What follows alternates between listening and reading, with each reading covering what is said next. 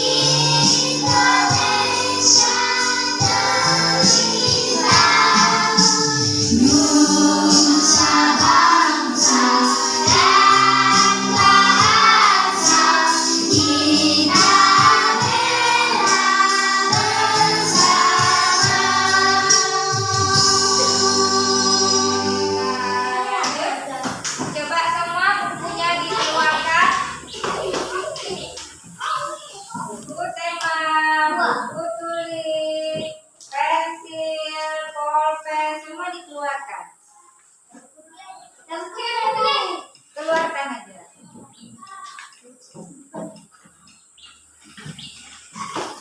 Nah, sudah ya. Oke, sekarang kita lanjut.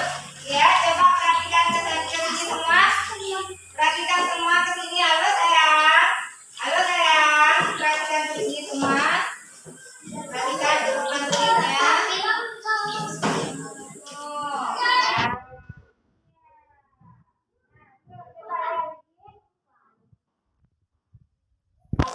Nah, ini ada gambar paru-paru. Apa? Paru-paru ya. Nah, inilah materi kita hari ini, yaitu kita belajar atau kita pelajari tentang sistem peredaran darah pada manusia. Nah, sebelumnya kita lihat di sini dulu. Ini Ibu akan menampilkan videonya nanti. Ya, setelah nanti Ibu tampilkan videonya, nanti kalian harus mengerjakan LKPD-nya. Jadi yang ingin Ibu bawakan di sini, silakan anak-anak Ibu. Halo sayang, jangan sibuk dengan itu. Lihat dulu kemana Ibu bilang arahan Ibu. Nanti kalian nggak bisa jawab soal. Ya, nah, jadi yang Ibu ingatkan kembali. Nanti Ibu putarkan video ini, nanti ada soal LKPD-nya. Supaya LKPD-nya ini bisa berjalan dengan lancar, kalian bisa jawab dengan baik, maka perhatikan video yang Ibu putarkan ini. Ya, disimak, diperhatikan, kemudian dikaji. Oh, ini gambarnya, ini menceritakan tentang ini. Jadi, nah ya, tidak fokus nanti. Ya, lihat. Sekarang Ibu putarkan videonya.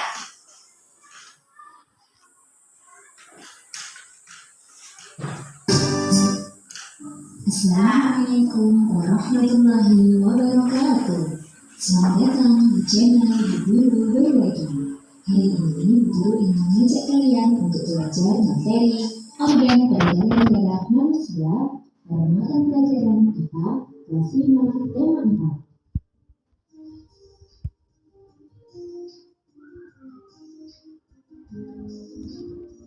Dalam tubuh darah yang sangat penting bagi manusia. Oleh karena itu, manusia memiliki sistem peredaran darah, yaitu sistem yang bertanggung jawab terhadap mengalirnya darah di dalam tubuh. Ada dua sistem peredaran darah di dalam tubuh manusia, yaitu sistem peredaran darah kecil dan sistem peredaran darah besar. Yang pertama adalah sistem peredaran darah kecil. yaitu berbagi darah yang mengandung karbon dioksida mengalir dari bibir kanan jantung menuju paru-paru melalui arteri pulmonaris, kemudian dalam paru-paru akan bertukar dengan darah yang kaya oksigen dan kembali ke jantung, yaitu serangan kiri jantung melalui vena pulmonaris. Kalian bisa melihat pada gambar. Jadi sistem peredaran darah kecil pada dua organ saja, jantung dan paru-paru. Yang kedua adalah sistem peredaran darah besar, yaitu darah yang kaya oksigen mengalir dari bibir kiri jantung ke seluruh tubuh melalui pembuluh arteri besar atau aorta. Kemudian darah yang mengandung karbon dioksida akan kembali ke serambi kanan jantung melalui pembuluh vena. Kalian dapat melihat pada gambar, yaitu sistem peredaran darah besar ini yang lebih besar seperti namanya, dia mengunjungi berbagai organ di dalam tubuh. Organ-organ yang berperan dalam peredaran darah ada 3, yaitu jantung, pembuluh darah, dan darah. Pertama, kita akan belajar tentang jantung. Jantung berfungsi untuk memompa darah ke seluruh tubuh. Cara kerjanya, jantung mengembang atau berelaksasi dan menguncup atau berkontraksi secara bergantian. Gerakan mengembang dan menguncup jantung akan menyebabkan bunyi yang disebut dengan denyut atau detak jantung. Letak jantung berada dalam rongga dada sebelah kiri. Ukuran jantung sebesar kepalan tangan pemiliknya. Jantung tersusun atas kumpulan otot-otot yang tebal dan kuat yang disebut dengan miokardium. Jantung terdiri atas 4 ruang, yaitu serambi atau atrium kanan, serambi atau atrium kiri, bilik atau ventrikel kanan, dan bilik atau ventrikel kiri. Bagian kanan dan kiri jantung dibatasi oleh sekat yang disebut oleh katup jantung, yang berfungsi untuk menjaga bercampurnya darah kaya oksigen dan darah kaya karbon dioksida. Otot penyusun bilik jantung lebih tebal daripada otot serambi jantung, karena tugas bilik jantung lebih berat, yaitu memompa darah ke seluruh tubuh. Yang kedua adalah pembuluh darah. Pembuluh darah yaitu saluran tempat mengalirnya darah dari jantung ke seluruh tubuh atau sebaliknya. Pembuluh darah terdiri atas 2 jenis, yaitu pembuluh nadi atau arteri dan pembuluh balik atau vena. Pembuluh nadi atau arteri yaitu pembuluh yang membawa darah bersih atau kaya oksigen dari jantung ke seluruh tubuh. Pembuluh nadi terbesar disebut dengan aorta. Sedangkan pembuluh balik vena yaitu pembuluh yang membawa darah kotor, yaitu kaya karbon dioksida dari seluruh tubuh ke jantung. Selain kedua pembuluh tadi, ada juga yang namanya pembuluh kapil, yaitu pembuluh darah yang sangat kecil dan halus sebagai cabang dari pembuluh arteri dan pembuluh vena. Pembuluh ini menghubungkan arteri terkecil dan vena terkecil. Di sini juga terjadi pertukaran oksigen dan karbon dioksida. Yang ketiga adalah darah. Komponen darah manusia terdiri dari 4, yaitu 1. Sel darah merah atau eritrosit yang berperan sebagai pengangkut oksigen dan karbon dioksida. Sel darah merah mengandung hemoglobin yang berfungsi mengangkut oksigen ke seluruh tubuh. Yang kedua yaitu sel darah putih atau leukosit, berperan untuk membunuh kuman yang masuk ke dalam tubuh. Yang ketiga adalah keping darah atau trombosit, berperan dalam proses pembekuan darah dan penyembuhan luka. Dan yang keempat yaitu plasma darah, yang merupakan bagian cair darah karena 90% terdiri atas air. Plasma darah berperan untuk mengangkut zat-zat makanan dan hormon dalam tubuh. Kalian dapat melihat bentuk dari komponen darah manusia pada gambar sebelah atas. Sel darah merah berbentuk seperti seperti keping-keping darah. Kemudian sel darah putih lebih cair dan trombosit adalah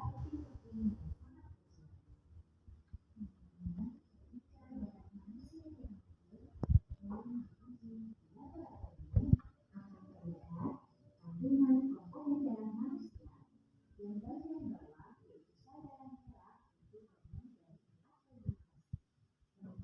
darah putih dan keping darah atau platelet itu 5%. Kemudian plasma darah itu sebanyak 55%. Setelah mengetahui komponen darah manusia, kita akan belajar lebih lengkap tentang fungsi darah. Yang pertama yaitu mengalirkan oksigen ke seluruh tubuh. Selain itu juga mengangkut karbon dioksida dari seluruh tubuh menuju ke paru-paru dan jantung. Kemudian mengedarkan sari-sari makanan ke seluruh tubuh. Mengedarkan air untuk menjaga tekanan osmosis tubuh. Mengedarkan getah bening. Menghindarkan tubuh dari infeksi dengan membentuk antibodi berupa sel darah putih dan sel darah pembentuk. Kemudian mengatur keseimbangan asam basa dan menjaga kestabilan suhu tubuh.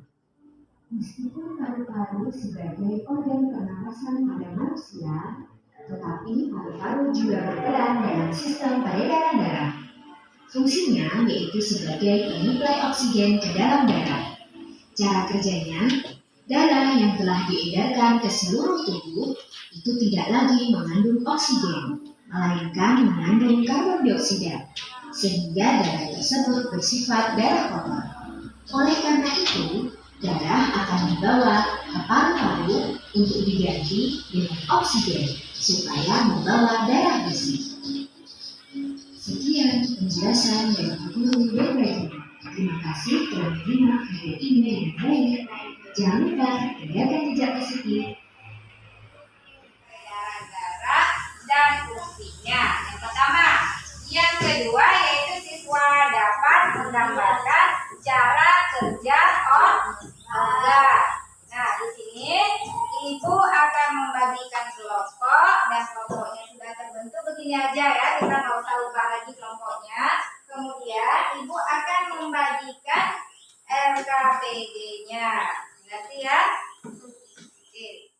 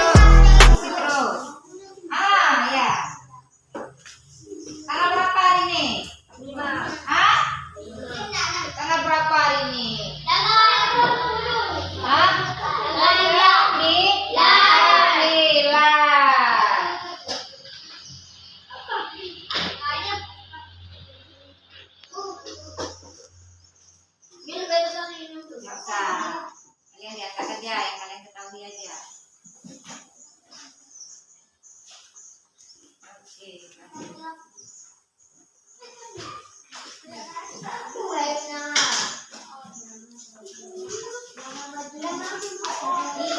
betul.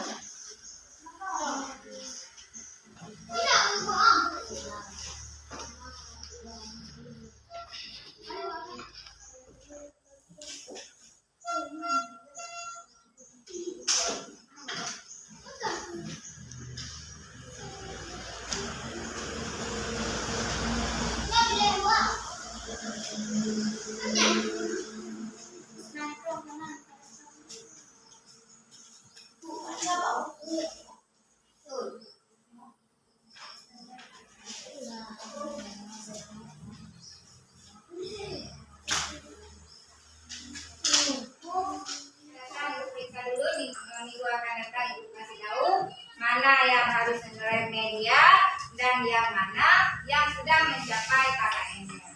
Jadi ini untuk minggu pertemuan berikutnya Ibu akan kasih tahu lagi. Oke, sekarang Ibu ingatkan kembali materi kita hari ini apa? Sistem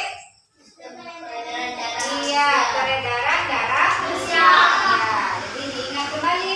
Nanti walaupun di sini Ibu jelaskan, di rumah jangan lupa dibuka bukunya kembali, dibaca-baca ulang supaya lebih melekat di dalam kepala. Oke, sekarang sebelum Ibu menutup perjumpaan kita, siapa yang mewakili salawat dulu satu? Tangan bagus, sebelah tangan kiri ya. Coba nanti kita akhiri dengan salawat. Salatullah. Oke, semua dibantu ya, ada.